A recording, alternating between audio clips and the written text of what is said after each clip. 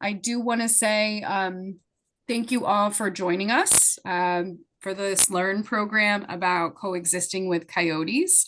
I'm Taylor. I'm the Community Engagement Manager for BNRC, and I'm joined tonight by Charlotte Hood, the Volunteer and Outreach Manager, Kathleen Smolinski, the Assistant Director of Fundraising, and our speaker, John Maguranis, right?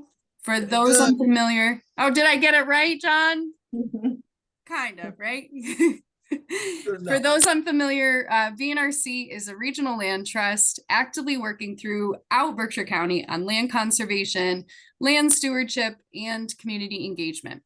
VNRC conserves land to protect water resources and wildlife habitat, both for climate resilience and to connect people to nature through accessibility and engaging activities. That connection can take many forms, like enjoying trails, bird watching, supporting local farms, and it can be deepened by learning about and engaging with the land. I want us to just pause for a quick second and acknowledge the deep connection of the Mohican people to this land, their historic homelands. They call themselves the people of the waters that are never still, the Mohicanuk. They lived and cared for what we now call the Berkshires and well beyond for thousands of years before Europeans forcibly seized their lands with neither shame nor remorse. Today, their community resides in Wisconsin and is known as the Stockbridge-Munsee community. These lands continue to be significant to the Mohican people with numerous ways to engage, learn, and deepen your connection. We'll send some resources with a follow-up email after the presentation. But we just ask that you please give a little bit of thought to the native land that you're zooming in from today. So with that being said, I want to turn it over to Kathleen Smolinski, our Assistant Director of Fundraising. She's just going to say a few words. Good evening, everyone. Thank you for attending. Really excited to see all these participants in here tonight and a lot of familiar names, so thanks for joining. I'm also really excited about today's presentation personally. I think it's a really interesting topic. Thank you, John, for joining us tonight. And then before we just sort of dive into everything, sending out also a special thank you to BNRC's partners and donors whose generous support makes programs like this one possible. BNRC is a donor-funded organization. If you're interested in making a gift, you don't have to, but if you are interested, please visit bnrc.org/donate. We'll throw that link in the chat. And with that, I'm just going to turn it back over and we'll keep things moving along. Thank you again, everyone. All right, thank you, Kathleen. So I'm just going to introduce our wonderful speaker, John Maguranis. So John is a former Army veterinary technician and a retired animal control officer. And he is with us tonight to present an engaging webinar on living with coyotes. With over 20 years of experience and a passion for wildlife advocacy, John has delivered more than 200 presentations on coyote ecology, their vital role in ecosystems, and strategies for coexistence. John is a dedicated educator and conservationist who is the Massachusetts representative for Project Coyote. So we will have time for questions at the end of this presentation, so make sure to jot them down if they come up along the way, and I'll pass it off to John for the presentation. Thank you. All right, thank you so much. Let's see if I can figure out how to load up my presentation. I think that's it. There we go. All right, thank you everybody for having me tonight. I really appreciate it. You know, it's springtime, and as a segue into this, I was thinking about what I was going to talk about. And a couple of years ago, I decided I was going to build myself a little fish pond and with a waterfall, and I did. My wife and I put it together. And then after a year, I thought, you know, that's nice, but I want one bigger. So out went the 110-gallon fish pond, and in comes in the 750-gallon fish pond, which I was so delighted about. But the interesting thing about it is I have 4 really big goldfish that I've had for a few years that are now out in the pond. And one day I looked out my window and I saw this barred owl sitting on a farmer's hook, which is about 10 feet from my pond. And I thought, boy, that's interesting. And then he flew away or whatever. And then the next morning I went out there and I saw him sitting in the tree and he's cocking his head. He's looking down at my fish. And I said, ah, can't be. So sure enough, I looked and looked and looked, and two of my best goldfish were gone. Um, I fortunately have a cousin who's an owl researcher, and I called him and he said, yeah, he said, believe it or not, but owls will hunt fish. So there's my segue into the spring theme, and thank you all for coming, and here we go. So I changed the name from Living with Coyotes to Coexisting with Coyotes because I saw it on your email, but it's really the same thing. So, okay, now why isn't my thing moving here? All right, I need help. Here we go. Why didn't it work? Okay, so here's my outline. I'm going to give general but factual information about coyotes and their natural behavior. And I stress factual because there's just an awful lot of misinformation out there.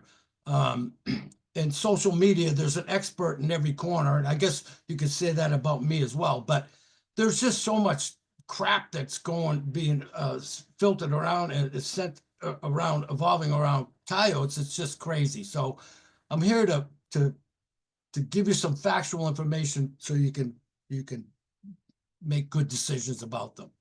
I'll talk about their origin because, as y'all know, well, you know, I'm 64, so I know when I was a kid, there were no coyotes in Massachusetts because I spent an awful lot of time out in the woods and I never ever saw a coyote. Foxes, yes, but never coyotes. So I'm going to talk about the origin. Management, coexistence, it's pretty much key parts of my presentation. Human and pet safety. My all-time favorite animal in this whole world is the dog. And the last thing I want to see is a family devastated when a coyote takes their family pet. I really want to prevent that. And education is what will prevent that. So human and pet safety is really important to me, and we'll certainly talk about that in depth. And hazing, big red letters there, the right way. We'll talk about hazing if we have time, which I'm sure we will, but I'm stressing the right way because for years and years and years, we've been taught how to haze coyotes the wrong way. And so they've got a whole different message from that. And again, we'll talk about that as I go on. Okay, so what do we call these guys? Eastern coyote, coy wolf, Canis latrans. All my research buddies and biologists, they're all freaking out. They don't know what to call this thing. I personally call it the Eastern coyote, but you can call it whatever you want. It's also Canis latrans. It's also part wolf, which I'll talk about here in a second about their genes.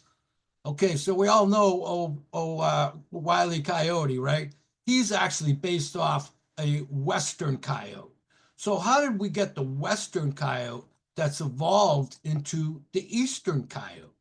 Well, I'll tell you how that happened here in a minute. But here's their general genetic makeup. It's not 100%, but this is generally, if you were to capture a coyote in your backyard today and have them tested, these numbers would be pretty close. There are some variations because there's different types of wolves that have come in their evolution here. So how did this happen? If you look at the historical range, pretty much center of the country, that's where the coyotes pretty much stayed. Wolves and other big carnivores kept their numbers in check, and so they never really wandered. And then when we moved in, good old humans who couldn't tolerate predators at all, so what did we do? Instead of trying to learn about them and coexist with them, that ain't happening. We do what humans do. We went there and annihilated, took out almost all the wolves, all the major predators of coyotes were just annihilated. So when that happened, the Western coyotes range, they said, hey, look, there's new properties, there's new real estate. So they started moving, and they started moving and moving north. They moved west, they moved south, they moved east, they moved in all directions. And so, and that's important to note that, because as you see the pictures in my presentation of coyotes that I've photographed through the years, you'll see different color variations. And there's a couple in there that have some really bold reddish colors. Well, that's probably from coyotes that had mated with the red wolves in that southeasterly direction you see on the map. So there's different kinds of genetics involved. But the important point that I want you to make here is that this all happened because of our intolerance of wildlife. So that's important for us to kick around in our heads. So this is a picture of a Western coyote. Nothing really there to depict his size. So he is generally the size of a large gray fox, about the same size. So I always love to tell stories, and this little guy was up on the North Shore, and I forgive me for forgetting where, because I'm getting old and I can't remember all this stuff, but the Animal Rescue League Boston called me, and they said that they were in touch with a woman who said that she believed to have a orphan coyote puppy in her backyard. And so I asked, well, what makes her think that? And they said, well, the coyote pup has been in her backyard for like 5 days straight. So I said, well, that's definitely an issue. So I jumped in my car and I drove up there, and sure enough, there's a coyote puppy that you're seeing right there, all curled up in a little ball, sleeping underneath this tree. So I seized the opportunity and I put on my best quiet sneakers, and I snuck up on this little guy and scruffed him by the back of the neck and picked him up. And first thing he did was poop. And so that's important, because that immediately told me that he's been eating. And at his age, he's definitely not feeding himself yet. So I immediately knew that this young little coyote pup, for whatever reason, he was alone in this woman's backyard, he was being cared for by the parents. So I shook him, I growled in his face, and I did that with a purpose. And then I rolled him across the lawn, and off he ran off in the woods. And I did that because I want to leave a message in his little brain of his to stay away from people, because that's what will keep him safe. So that's what I did. So this beautiful coyote was one of the first coyotes that I've ever photographed. You can kind of see in the background, there's some apple trees there.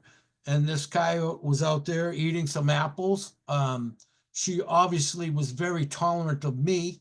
So pretty much tells me that she's had prior experience with people.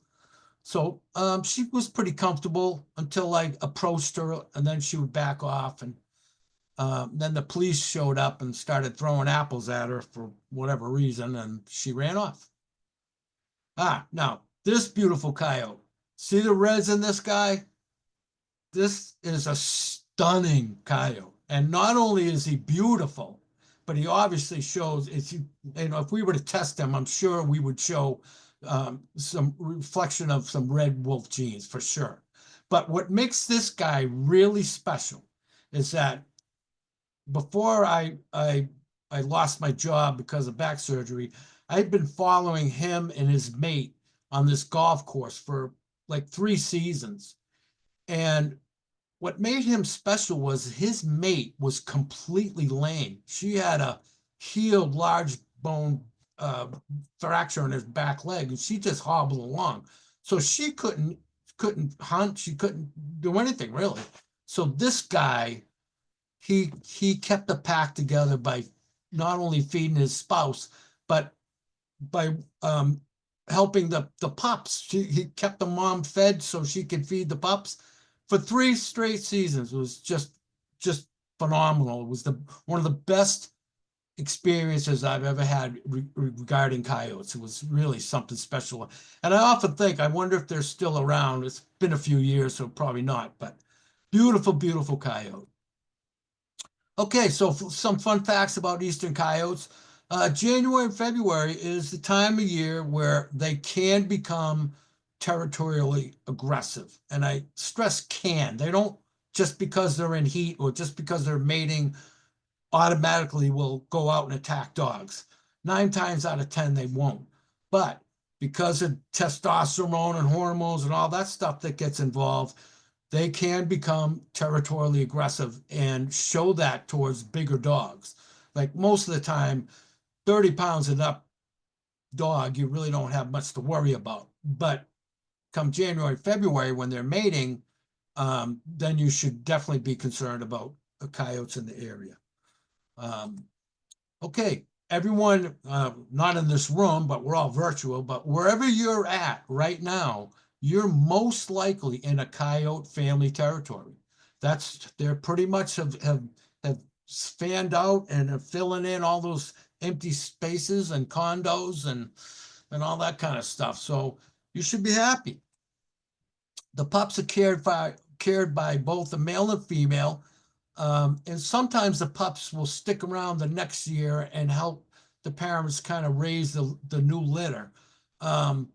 But normally, normal dispersal occurs in October, November. And that's the time of year when you'll see, like if you're driving down Route 2 or 95 or wherever, you'll see a lot of dead coyotes on the side of the road because these are first or second year pups that are dispersing from their territory, and they may have never even seen a car before. So a lot of them get nailed. Dens, I would think out in the Berkshire County, where you guys are all at, they're probably being reused every year. The coyote dens that I have found when I was actively researching coyotes was pretty close to Boston, Cambridge, Belmont, Watertown, Lexington. Those are the areas that I had found dens and checked on them all the time, but they would know that I'm around. And so I would get to see maybe a pup or two on one day, but the next day they're all gone because mom will move them. They're generally crepuscular, which means they're more active during low light hours or when we're less active. And it's kind of a reflection of how intelligent these animals are and how much they don't like people, because they're just like our dogs. They're not nocturnal. So they're changing their behavior just because they don't like people. So it's pretty cool fact, I think. And they're neophobic, which means they kind of get freaked out of new things in their territory. A few years ago, somebody had emailed Project Coyote. This lady emailed Project Coyote and said that she had some trail cameras in her backyard. And she was photographing on a nightly basis coyotes coming through her yard, and she was uncomfortable with that. So she had heard that they were neophobic. So she went out and put those little pinwheels around her backyard and never saw one again. So it's a good example of what neophobic is. They just don't like new things in their area. Of course, over time, they'll get used to it and they'll come around. It's a beautiful coyote right here. I could honestly understand if you looked over your shoulder and saw this guy staring at you, it might be a little unnerving. But knowledge conquers fear. So hopefully by the end of the night, you won't feel so afraid of these guys. But that's a beautiful picture, though. I took it. I love it. Okay, Eastern coyote, more fun facts. The alpha pairs will mate for life. They'll defend established territory. And up until a few years ago, I used to tell people that I didn't believe that coyotes would kill another coyote. Like, we have two types of coyotes. We have the family type coyote, and then we have the single guys that are just kind of bebopping around. And I used to think that the ones that were just around that didn't have their own territory would sound off on a howl, and then the home team would sound a howl back and say, hey, this land's taken, and then that other coyote would just trot off. But I have since seen some video footage of two coyotes killing another coyote in Waltham in, I can't remember if it was January or February, but it was one of those 2 months. So they do take it pretty seriously. So they will defend their established territory, even to the death. Pups will leave the den 6 to 8 weeks, just like, not dogs, but 6 to 8 weeks is when the eyes are open. They're outside the den, but they're in the immediate area. They're not taken off.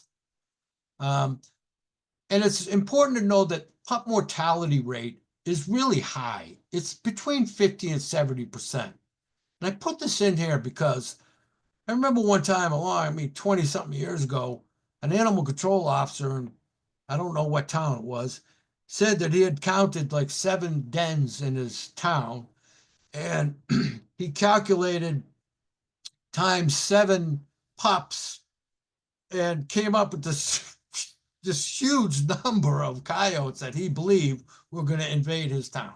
Well, let me tell you, that's not going to happen. Between 50 and 70% are going to die, and sometimes even higher. Like a few years ago, distemper hit, and I remember in Arlington, foxes and coyotes were turning up dead all over the place. So mortality rate is pretty high. And also don't count out, Ford, Chrysler, Hyundai, all the auto cars that they do a number on animals. The alpha female, she's known as the enforcer of the pack. And the reason why that's kind of important is because, as I said earlier, there's kind of 2 types of coyotes. You have the transient coyotes, and those are the ones that just don't have a mate, don't have a territory, but they're in and around. They can be anywhere. So if you go and you kill the alpha female, one of her jobs is to keep breeding in check. So any of the pups that she's had this year or the prior year that are female, she would prevent those other coyotes from coming in and mating with them. So by taking her out, you're opening up those younger coyotes to be bred with those other coyotes and increasing the population. And remember, females only have one heat cycle a year. And I also bring this up because people always ask me about coy dogs. Okay, so I'll set the record straight. Absolutely 100% possible that a dog and a coyote can mate and have healthy puppies. But when you factor in a couple of things, in the wild, okay, if one of those animals is a dog, he's probably a couch potato. He has no idea how to hunt, how to bring food back to the den, how to protect his family. So that's not happening. The other thing, dogs come into heat twice a year, and it can be any time. But coyotes come into heat once a year, and it's January and February, so they can have that first litter, their pups in the late April, early May. That way they have all summer long to learn how to be good coyote citizens and learn how to, be a good coyote. So it's important stuff to know. And average of 5 pups born, same gestation period as a dog, 63 days. And the lifespan of the wild is 4 to 5 years. And there was a captive coyote that lived for 19 years. And I know this is going to mess up my credibility, but sometimes coyotes mate with dairy cows. I'm just kidding, obviously. But this is an actual photograph of a 100% DNA tested coyote. You can see he's got his radio telemetry collar thing on. This guy was photographed by a friend of mine, Dr. Jonathan Way, who's a coyote researcher here in Massachusetts. And he took this picture of the most bizarre looking coyote I've ever seen in my life. But it's a real coyote. And here's some cute little coyote puppies. Boy, I'd love to have one. Not really, but I would. And these animals are wicked resilient. If you look real close at this picture, this healthy looking coyote's got 3 legs. See that? See the little stub? I don't know if it got shot off, if it got caught in a trap, if it was a car accident, a birth defect. I don't know, but I do know this. Here's a coyote with 3 legs who was very, very healthy coyote. Look at him. I mean, he's not missing any meals. This is a healthy looking coyote. Okay, common diseases and ailments. Remember, they're and the same as the dog family. So they got the same kind of diseases, parvo, mange, distemper, rabies, all the same stuff. The only problem with coyotes is nobody can take them to the veterinarian when they get sick. I got to tell you, one time I had a coyote get hit by a car in the town that I was working. And I picked him up and I put him in my truck and I drove him down the town yard to show all the guys, what the coyote looks like. Because I had everybody interested in coyotes in my town. So I put the tailgate down and I ran my hand along the coyote's body and I almost threw up because it felt like grapes were just thousands and thousands of ticks. I don't know how this thing even lived to the point where he was, but it was terrible. It was awful.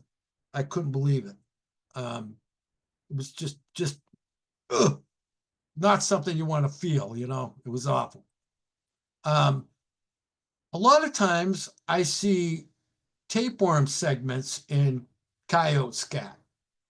I see it a lot, matter of fact, which is terrible because they probably got it from a dog. And, that means the owner has a dog that's got tapeworms and either they don't know it yet or don't care and they're just letting them poop outside without picking it up.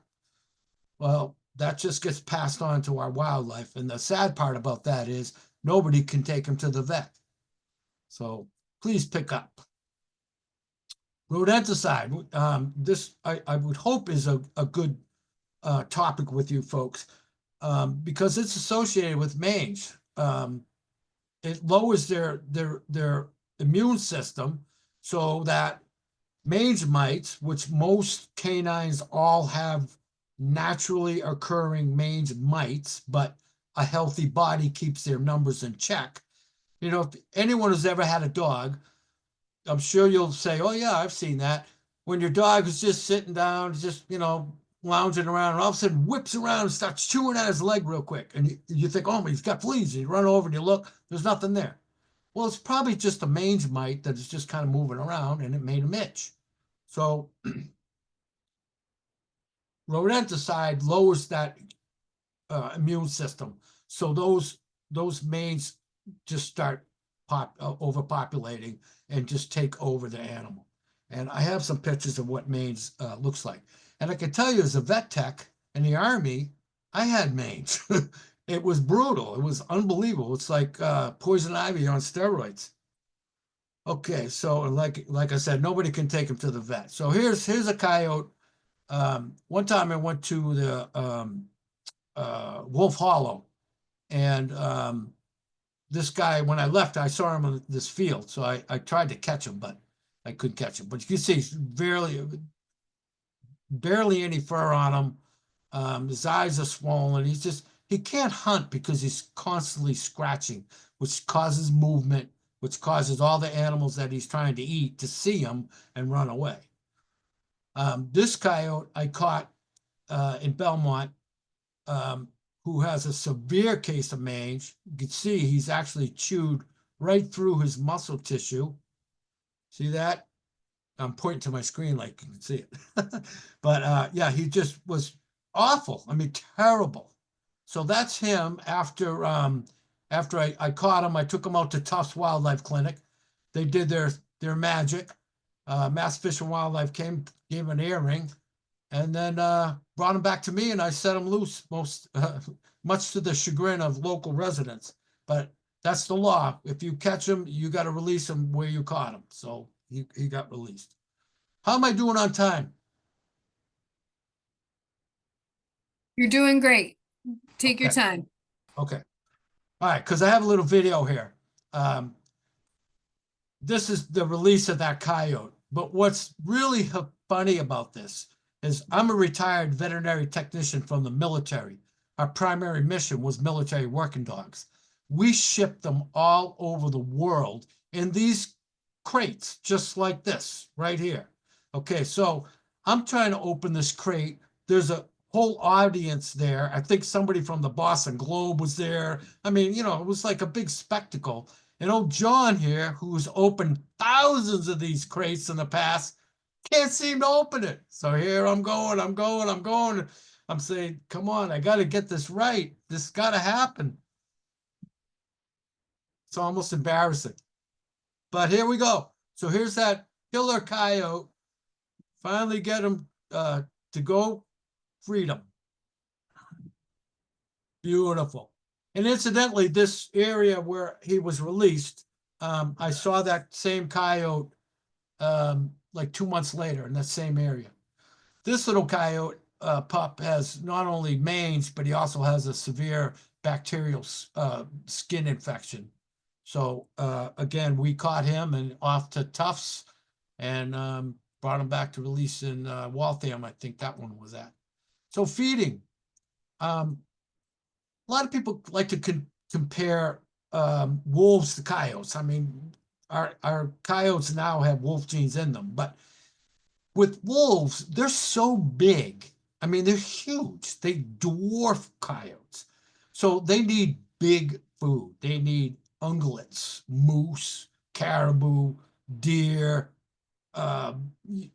bison, buffalo, what, you know, they need big animals and they need a lot of space for those animals. So they're kind of stuck to that one diet, but not coyotes. They will take whatever comes along their way.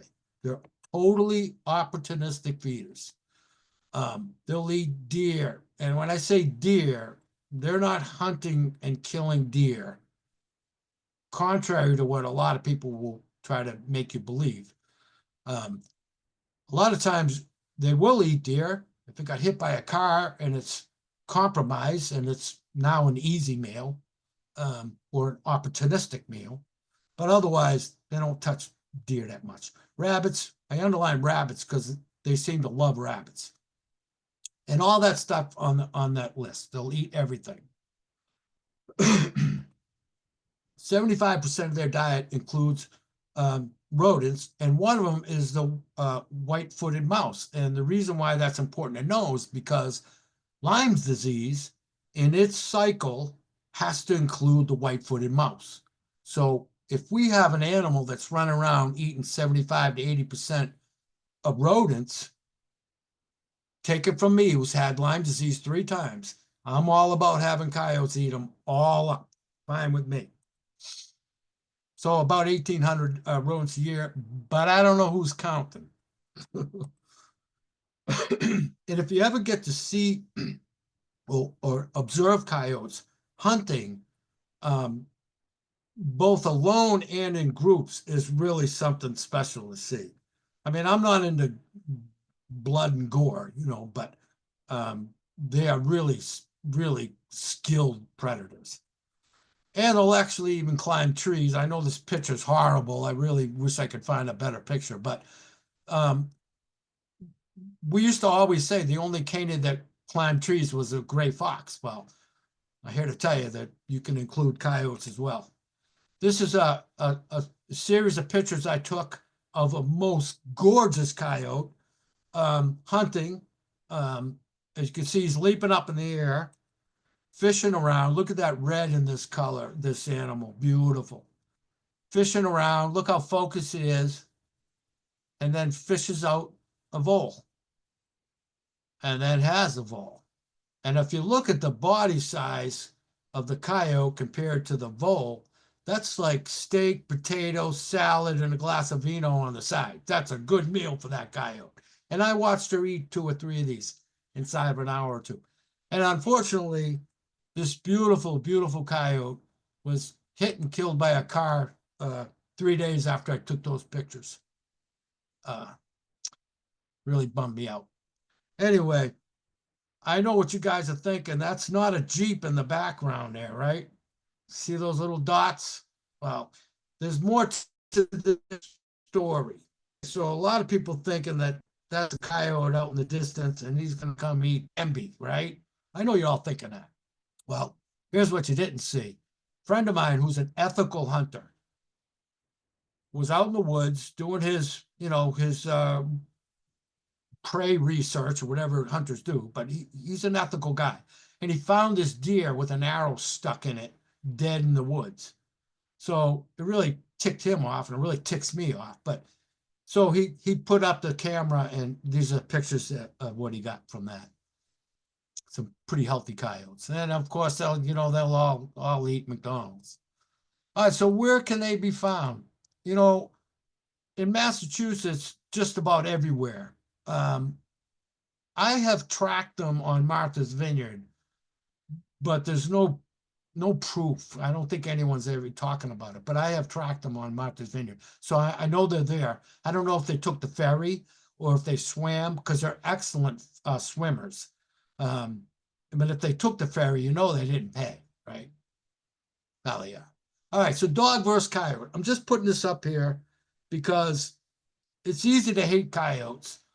And it's easy to think that animal control officers aren't really concerned about coyotes. But there's a reason for that. So, first of all, there's a dog bite epidemic in the United States. We all know that, right? Almost 5 million people are bit every year, which is about 2% of the entire U.S. population, which has probably changed by now because this slide's about 20 years old. So, but you get the print, you get the gist. So a lot of these people are going to the emergency rooms. 1,000 people a day are going. 800,000 people get medical attention every year. So why is that important? Well, it's because if you call an animal control officer and say, hey, there's a big coyote in my backyard, and he tells you, oh, it's okay, grab a camera, get some pictures. I'm not worried about it. This is why. Because although there is an instance of a coyote or a pack of coyotes that killed somebody up in Nova Scotia 20-something years ago, and I can explain that, but the fact is they don't go around killing people, but dogs do. 15 to 20 die every year from dog attacks, which are brutal. So I bring this up not to demonize dogs because I love them. They're the best thing on the planet, but kind of defend my ACO buddies who get calls from people and they're just, this is what they're worried about. They're not worried about coyotes because they understand coyotes. Oh, I just said that, didn't I? Huh. All right, so moving on. Rabies, that's always a great question. Can they carry rabies? Absolutely. Can coyotes help in reducing rabies outbreaks in other species? There is nothing to back this up but my own opinion. And I would tell you that I believe that, yes, I think coyotes can impact rabies outbreaks. And I can tell you how. Rabies, there's two types of rabies, dumb rabies and furious rabies. Everybody knows about furious rabies, Cujo, right? Attacking, foaming at the mouth, eating everything. Well, that's a very small amount of animals that get that type of rabies. Otherwise, they get dumb rabies, or they just get sick. And when they get sick, they're easy prey. So if you see a fox and it's got rabies and it's just walking around in circles, falling down, a coyote's going to look at that and say, that's an easy meal. And you can eat rabies and not get it. That's a fact. Rabies is a very weak virus. Sunlight kills it. Soap and water kills it. Stomach juices kills it. So you can't get rabies by eating unless mouth and a piece of bone punctures your skin, then you can get it, but otherwise no. So here's some statistics. For the longest time, state lab would put out data every month. They would update this, and then they just stopped doing it. So up until December of 2018, these are animals that have tested positive for rabies. And this might surprise you, but look at number 4 on the list. domestic cats. So all you people that have cats who think that they need to go outside at night, look at the other 3 nocturnal animals that your cat is messing with. Okay, enough said. And also, 16 coyotes have tested positive for rabies. So, good information for you to mull around a little bit. There's a beautiful coyote. All right, so suburban coyote, they're well suited for suburban living. Matter of fact, I see more coyotes in like city environments than I do like since I've been out here in Ashburnham. I'm out in the country. I've got a big farm behind me. You can't see any houses. And I've only seen a coyote here and there, just a couple of times. I've been here 6 years.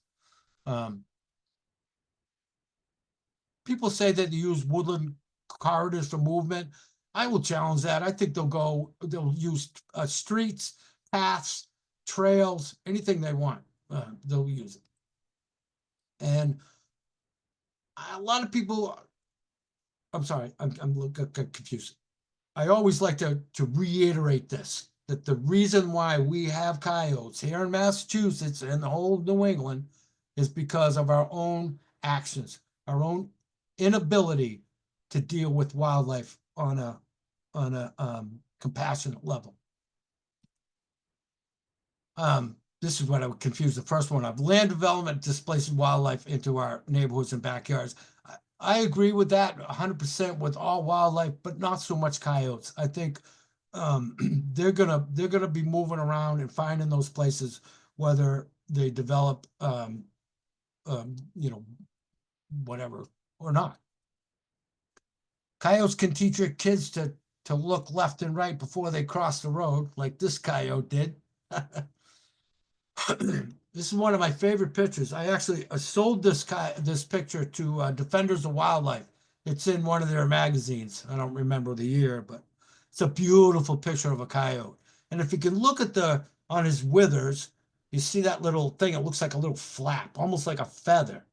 Well, you'll see that on wolves. So, and I keep telling myself I need to include some pictures of wolves so people can see that, and I always forget. All right, so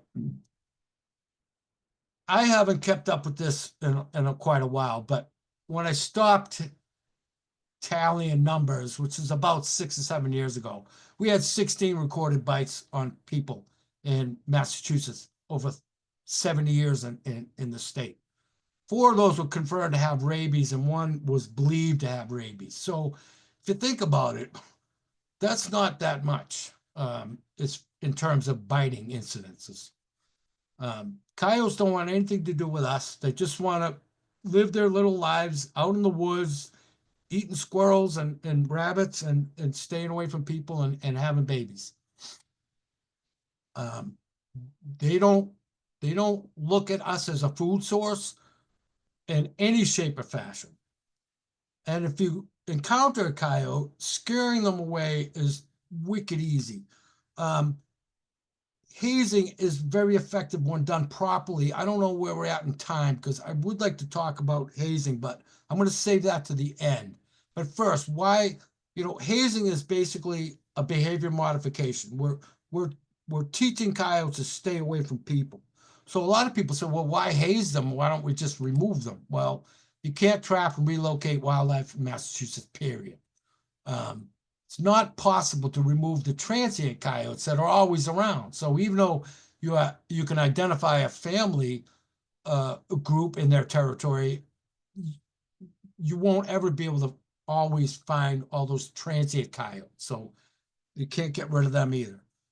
And removing coyotes from established territories opens that territory to transient coyotes and also opens the food sources. So it attracts more coyotes. So not a good idea. We already talked about this, the alpha female, what role she plays in the pack. And I always like to put this in here to make you feel guilty, or not guilty, but make you feel bad about our government, who kills about 1 coyote every minute. And almost 5 million have been killed since 1931. our own Department of Agriculture's Wildlife Services. Brutal. Okay, so understand, appreciate what coyotes do for us. It's free rodent control. You know, people are putting out these rodenticide things, and it's totally ridiculous to me because they're killing all the same animals that eat rodents. So, you know, why don't you just put, you know, an owl nest box up there, encourage these animals that will come and eat the rodents instead of poisoning everything that eats them. It's ridiculous.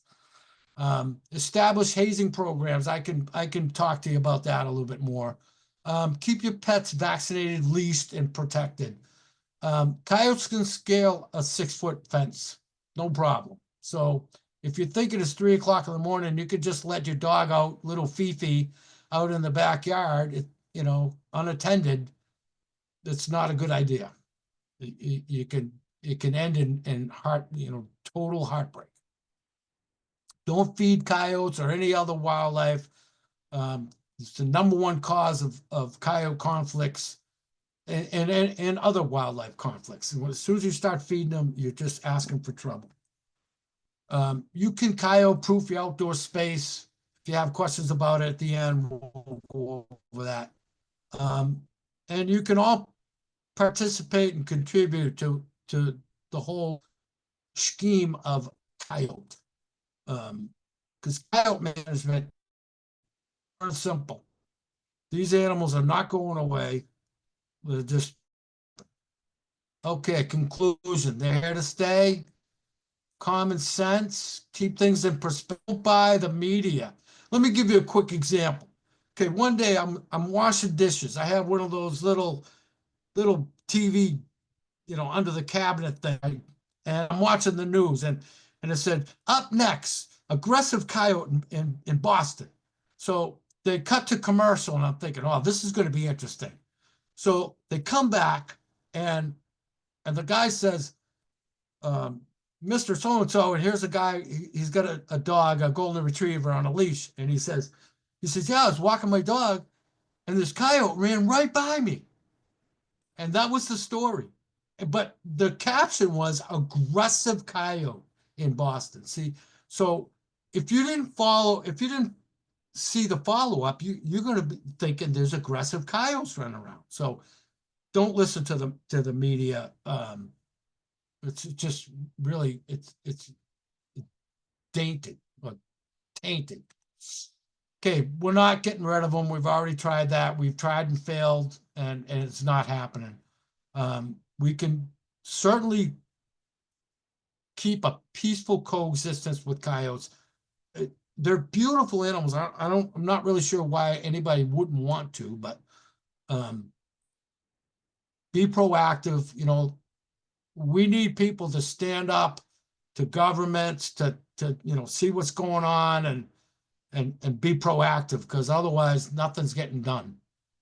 All right, so here's some credits, and I'm going to go right into, do I have time to go into my hazing thing? You absolutely do. We had a couple questions about hazing, so you are good on time. I think if we'll definitely share all of those resources in a Okay. follow-up email. But yeah, John, if you want to talk a little bit about hazing, go right ahead. Good. All right, so hazing. We've been taught this, waving arms and banging pots and pans, right? Have you heard this before? You have, I mean, I've heard it a million times. Wave your arms, bang pots and pans. I don't know about you, but I rarely hike with pots and pans to start with. And coyotes have seen this happen so many times that now when they see someone waving their arms or banging pots and pans, they just kind of look at them and say, what else you got? I've seen this. Nothing negative has happened following that. So that's where the problem is. To properly haze a coyote, you have to scare him away completely out of the picture. You got to show dominance. You got to be a little bit brave. I recommend people grab a stick, because a lot of times if you have a stick, it makes you feel like you're you know, Mr. Macho or whatever, you know, you're braver. So stand your ground. believe me, these animals are about 30 pounds. They're not going to attack you. Be brave. Hazing groups. Okay, so here's I'm gonna explain how to do the hazing instead of pictures and all that stuff. Okay. When you see a coyote, say, I'll give you an example. There's a coyote laying in your backyard and he looks very comfortable. And you go out on your back deck and he just kind of raises his head and looks at you and says, whatever, and puts his head back down. That's a coyote who needs to be hazed. He's telling you with his posture is that he's perfectly comfortable around you and he's not feeling threatened at all. So what you do to haze him is you can bang pots and pans and all that stuff. I don't do any of that. All I do is I look him straight in the eye, I puff out my chest, I get my old army hat back on, and I do a forward march at a brisk pace right toward him. And I'm looking at him right in the eyes. And I can see the light bulb happen all the time. They look at me, they kind of perk up, and they say, oh, this is interesting. This guy's still coming at me. Wait a minute, he's getting closer. Whoa, there's a problem. And then he, boom, gets up and takes off. Now, if I do this and grab a Sam Adams and celebrate, I'm wrong. That animal, by behavior, is going to pack it up. He's going to take off. He's going to run 50, 60, 70 yards or whatever. He's going to stop, turn around, and reevaluate. And if he sees you tipping a beer like, you just hazed him, then you just taught him that walking briskly toward him meant nothing. So you have to keep going at it. When he stops and turn around, he has to see you still coming at him. He's got to see you determined. You're coming at him. You're not afraid of him. You're standing your ground and you're just forward march straight at him. And guarantee you what's going to happen is he's going to turn around, see you coming, and he's going to bolt. And at that point, just keep walking until you don't see him anymore. And then stop, put your hands on your hips, puff out your breast, and just look around like you're a predator, because he's probably still seeing you, but he's gone. So what you did is you taught him that you hazed him properly. So you didn't back down from him. You didn't do the ways of pots and pans and all that crap. You just went right for the gusto, and that's what works. And I'm telling you, I've trained people on this. I've worked with people on this. People have done this, and it works. So the key thing is just don't be afraid. Okay, they're not going to hurt you. They're not going to run away. But there are times when you don't want to haze. Okay, you always want to take a minute and check them out. Sometimes, if you look closer, you might see a bunch of flies flying around them. That's a light bulb. Okay, because that means he probably has an open wound, and that means he's probably sick or injured, and that's when you want to call animal control. You don't need to haze him if he runs away from you immediately. He's already scared to death of you. He doesn't need to do it anymore. Okay, I'm running out of time, right? Okay, so You're okay. You're nervous okay, Don. posturing. You got about 5 minutes if you. Okay, if you good. wanna- I want to show you this nervous posturing. Okay, that's when they have a den nearby, and you're walking down the path, and the coyote sees you. Now he doesn't want to abandon the den, so he's gonna do some nervous posturing. He's gonna pace around. He's gonna show you that he doesn't want you there. So I have some pictures of posturing. Okay, this is a coyote who's posturing. You see the big exaggerated curve in his back, tail tucked under deep, snarling, but not attacking. He's presenting. He's posturing. He's showing you what he wants. He wants you to leave. So he's showing this dog, hey, stay out of my territory. Now he could attack it, but he's not. He's a posturing. It's much less risky to do posturing and scare away a dog than having to go and attack it, because then you risk injury. So That's how you do hazing. You got to do it right, otherwise it just doesn't work. Okay, so we're all done here. We're gonna go. I do have a tracking class, but we're not gonna do that. We're gonna go right into Q&A. Where is it? There we go.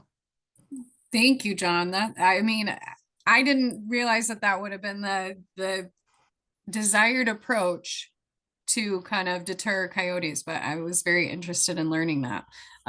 We do have quite a few questions, so yeah, we can kind of get right into it. I will start with some of the questions on the chat here. Mark Thorne asks, if coyotes develop mange, are they ostracized from a pack by the healthy ones? And he is looking at a particular case in Tyringham, Mass, where the afflicted ones hunt during the daytime away from the healthy ones. I'm gonna have to look into that. I have read something to that effect, but I haven't. It was only like once in the last 20 something years, so I probably just tabled it. But I will check with some of the canid biologists we have in Project Coyote and find out. Mm. Sure. Awesome. Are you guys Alright. seeing the pictures by any chance? We are. Yep, Okay. absolutely. They're lovely. All right, so next question here. What are coyote predators from Jerry? What are coyote predators? Yes. Let's see, wolves, shotguns, rifles, Fords, Chevrolets, some dogs, people. That's it. Sounds about right. Emily asks, if alpha pairs mate for life, what about the other non-alpha pairs? Other non-alpha pairs. There would not be two sets of alpha pairs in a coyote family. There's only one set, the alpha male and female, and that's it. Okay. So Now, do the other non-alpha pairs in a community, do they mate for life as well? I'm not really understanding the gist of that question, because if they're alpha pair, then they have a territory and they make for life. But Gotcha. Okay. they're not paired up, then Mm-hmm. they're just going to be transients, or interlopers. Yep, that makes sense. Mm-hmm. All right, from Melanie, how large is their territory typically? Great question. How big are territories? It can be a few square city blocks. When Dr. Way was doing some research, he was actually trapping coyotes in Revere, in Malden, and in Boston, and they were just living within a few small city blocks because there was enough food.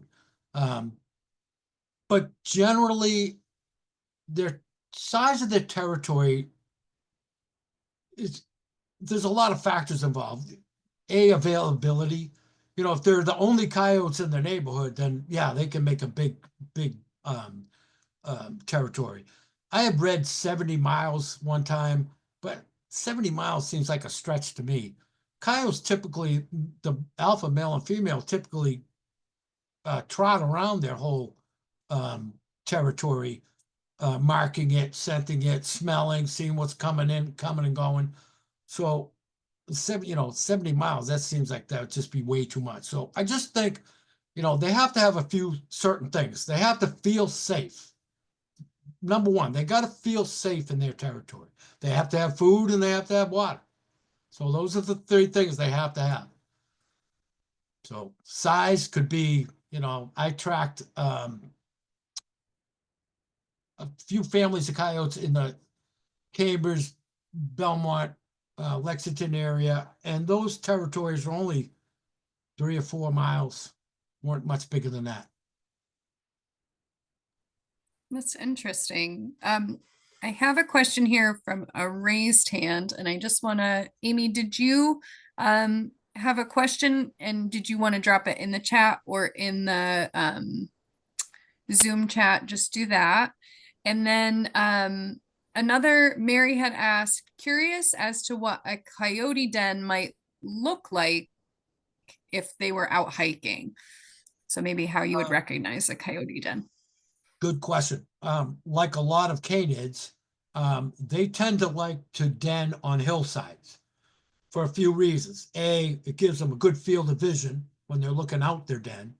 And B, as the sun comes up in the morning and heats the air, it causes the wind currents to kind of come up the side of the hill. So it also brings a lot of sense of prey or danger, or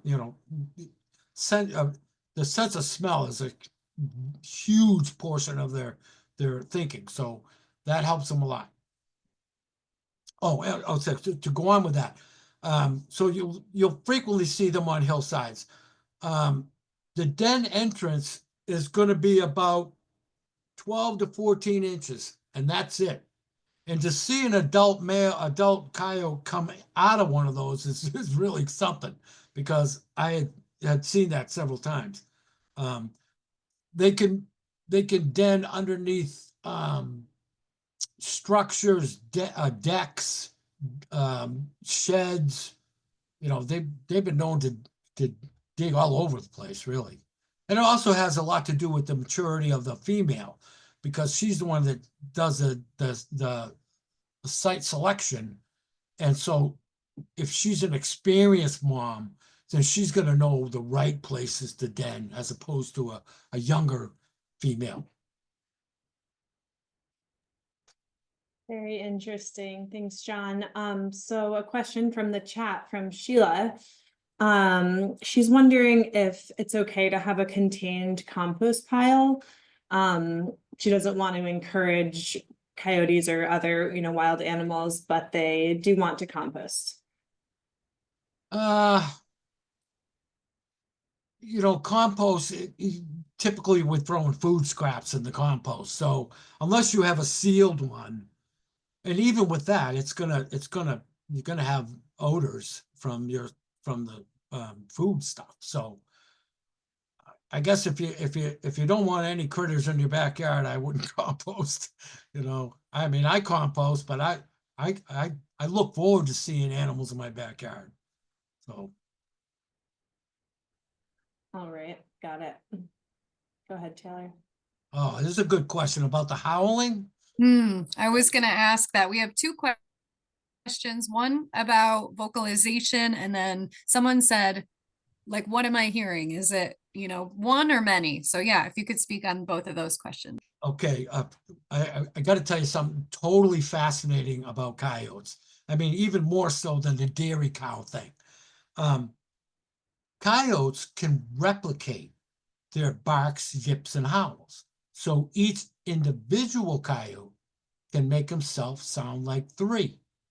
So the theory is that if, say, a coyote and two of his buddies kill a rabbit, and they all start doing that howling and carrying on, if you were a predator walking by and you heard 9 coyotes as opposed to 3 coyotes, your thinking about that is going to be totally different. You're probably not going to want to go and challenge 9 coyotes as opposed to the 3. So they have this amazing ability to replicate their barks, yips, and howls. I have even experienced it myself, and it's just totally wild. It's almost like you're hearing it right in front of you, but it's not there. It's really crazy.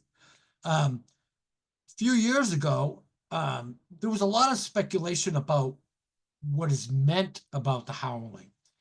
And our Project Coyote founder, Camilla Fox, put out an email, and she said, do not tell anybody that you think that the howling is because of this, that's, and this. She's totally into facts. there's no factual research or evidence whatsoever that says definitively what they're howling about or for. I can, speculate. I certainly do believe that transient coyotes, those solo coyotes, will let out a howl to see what's in the area. And I mean, I've heard this before. I've heard where a coyote would belt out a howl, and then you would hear the whole family going, like 9 or 10 of them. So I think there's a lot to that. But, I mean, you can ask a coyote what it means, but if he doesn't tell you, you're not going to know. So it's a tough one. I don't know. But Camilla says, don't, there's no facts behind any of it. So I have to leave you with that. All right, next question to keep it going. Garrick is wondering, is there a place for coyote hunting, or do you feel it should be illegal? Well, first let me say this. I'm not anti-hunter. I'm an ethical hunter. I'm not supporting of coyote hunting because people don't eat coyotes. So they're killing them for the sake of killing them. And to me, that's despicable. That ranks right up there with trapping. If you feel like you have to go set a trap so some animal can suffer on that thing till you feel it's time to go put a bullet in its head, then I think shame on you. I have other curse words I could use, but I won't. So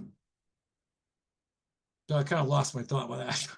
But coyote hunting. For the reasons that they're given that they're hunting coyotes, I don't feel that warrants killing an animal for sport.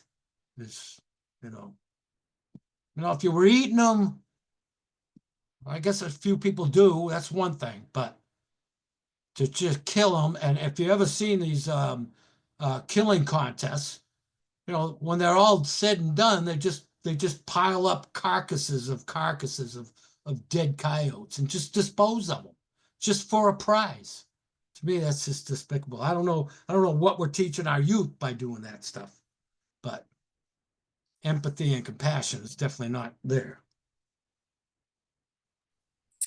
I appreciate you talking about that. And I know, does the Coyote Project have a particular feeling about that? Is it kind of aligned with what you just already expressed? I think my thoughts are totally aligned with Project Coyotes. And Project Coyote isn't just about coyotes. It's all predators. It's land, it's politics. Project Coyote is just doing enormously great things. And I would encourage people to go to their website and sign up for their quarterly newsletter. You won't get no spam mail or anything. Just once a quarter, Camilla usually sends out an email showing what the accomplishments have been. So it's really good. projectcoyote.org. You can find the newsletter on there and sign up for it. But I think my thoughts as far as hunting pretty much align with Project Coyote.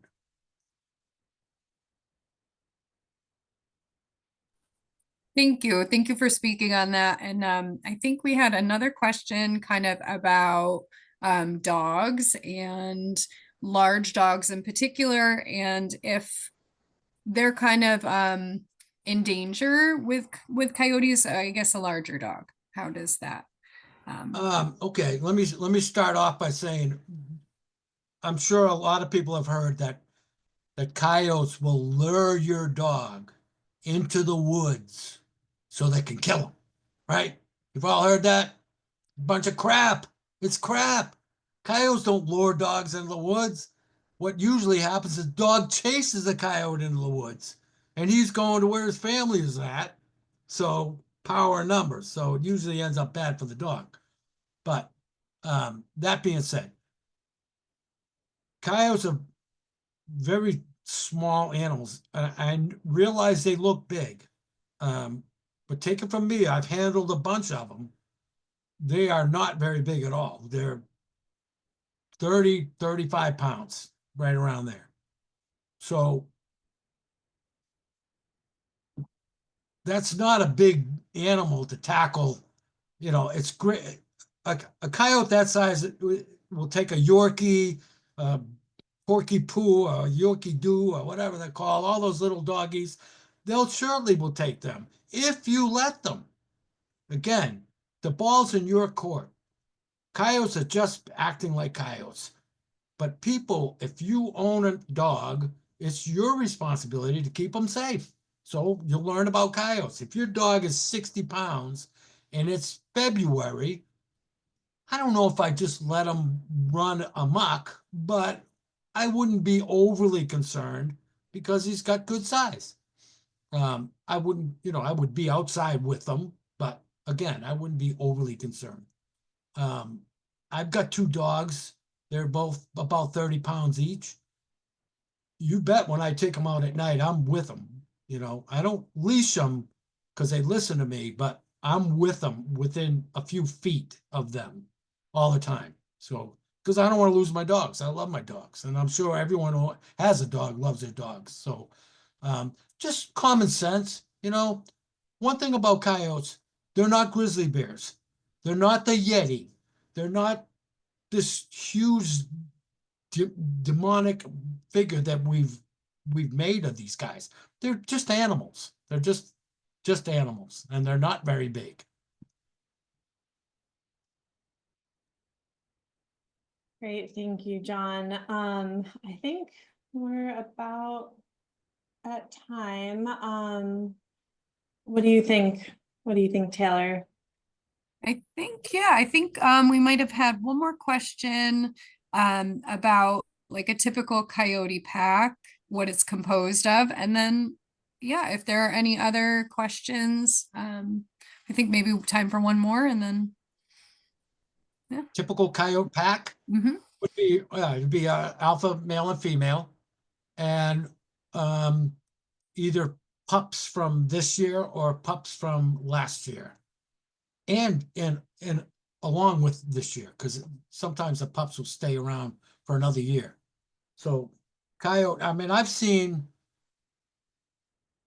8 coyotes. I think I counted the most at one time. So that would be one big family. And I'd be, as far as time goes, as long as people want to ask me questions, I'll answer them. I'm okay with that. So as long as you guys are good with it, I'm good. Thank you, John. You've really been great. I actually have a quick question. I heard you mention on the coyote, what is the withers on a coyote? I heard you use that term when describing kind of like the physicality of it, and I was curious. I've never heard that before. So Withers? the withers, yeah. Oh, Like that's maybe the you said shoulder. feathers. No, well, it is. I did say feathers, but it is on his withers. That's where their shoulders are at. Okay, Yeah. good to know. That's funny. That's funny. And then I'll just share one anecdote that Marjorie just shared. She said her 2 golden retrievers ran ahead of her on a snowy trail. And when she came around the bend, they were playing happily with a coyote up on 2 legs. And then when it saw her, it evaporated. It vanished into. Yeah, that's great. I've actually have seen dogs playing with coyotes. It does happen. I mean, they're dogs. They're basically a dog. So yeah, they will do that. I remember this one guy when I was early on in this coyote business. I bumped into this guy and I started talking to him, and he told me, he says, if you come here, I don't know, a certain time, he was telling me, he says, almost 3 days a week, this coyote shows up and will run around and play with my dog. And I said, nah, really? He said, yeah, yeah.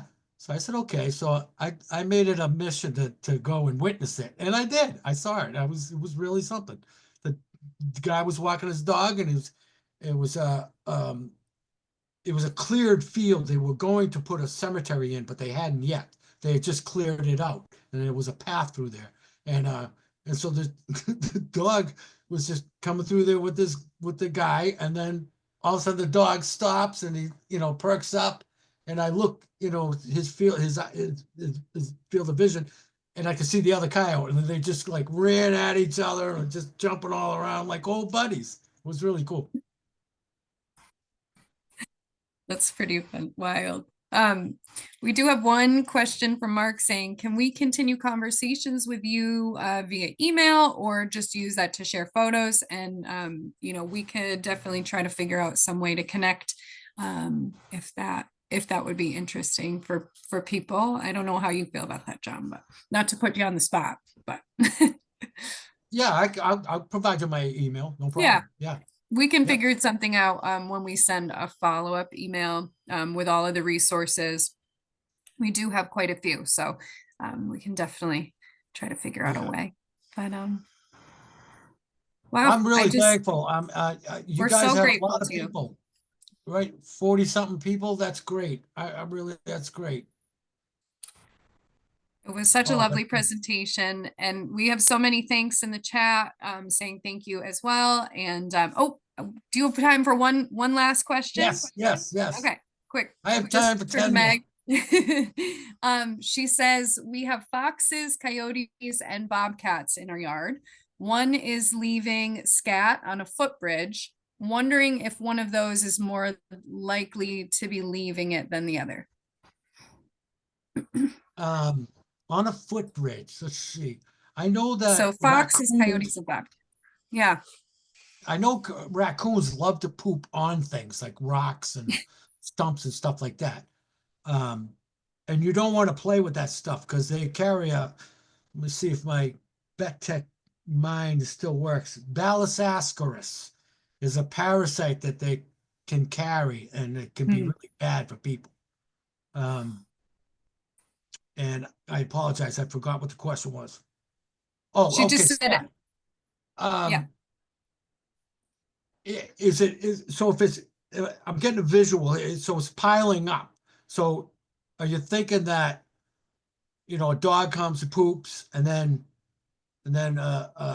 bobcat comes by and says, oh, I'm covering that up, and he poops, and then a coyote comes by and says, oh, hey, I'm the bed, he does his business. I could see that happening. Sure. Yep. yeah, you'll have to try to catch them in the act, I think, right? Yeah. Maybe. You can learn a lot. I poked through a lot of coyote scat in my day because you can learn a lot about what they're eating. Not just coyotes. I mean, all animals. I'm always picking through that crap. You're among like people. No judgment here. Thank you so much, John. Yeah, This thank was you so wonderful. much. Thank you to All everybody who participated and asked questions. We really appreciate You it. want me to post my email here? How do I do that? Why don't we just share it? We'll share it in the resources that go out. If you wanted to put it on the chat, you're welcome to, I guess. Yeah. Okay. All right. Thanks, everyone. Have a good Well, evening. thank you so much. Yeah. Y'all have a good one. Thank you You again. too. Thank you.